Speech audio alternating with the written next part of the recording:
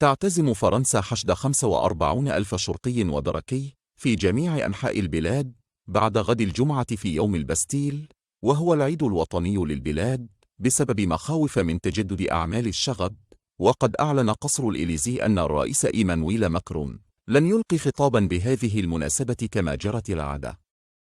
وأعلن وزير الداخلية جيرالد دارمانان اليوم الأربعاء اتخاذ عدد من الاحتياطات الأمنية في باريس، وتنشر السلطات مساء غد الخميس وبعد غد الجمعة إلى جانب قوات الشرطة والدرك وحدات خاصة ومروحيات ومسيرات وعربات مدرعة. وسيجري تعليق خدمات الحافلات والترام في جميع المناطق الحضرية الفرنسية في 10 مساء بالتوقيت المحلي في كلا اليومين، في حين سيستمر عمل قطارات الضواحي والمترو في باريس.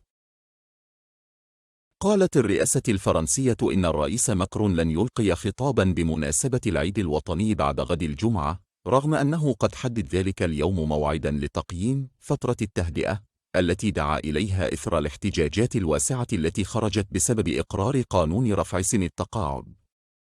وبموجب التقليد المتبع في فرنسا، يخاطب رئيس الدولة بمناسبة العيد الوطني كل عام مواطنيه عبر التلفزيون، لكن ماكرون لم يلتزم بهذا التقليد سوى مرتين منذ وصوله إلى السلطة في 2017، وبعد مقتل شاب من أصول جزائرية برصاص من رجل شرطة أثناء توقيفه للتفتيش المروري بالقرب من باريس قبل أسبوعين. شهدت فرنسا اضطرابات شديدة على مدى أيام، وتعرض رجال الشرطة للهجوم بالألعاب النارية، وأضرم المحتجون النيران في مبان عامة مثل مراكز الشرطة والمدارس، واحترقت آلاف السيارات.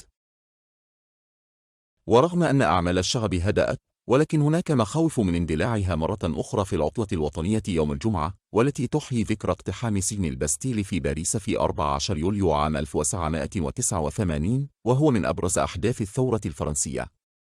فرض في مختلف مناطق فرنسا حظر على استخدام الألعاب النارية الخاصة، وألغت العديد من المدن عروض الألعاب النارية التقليدية في يوم البستيل لأسباب تتعلق بالسلامة.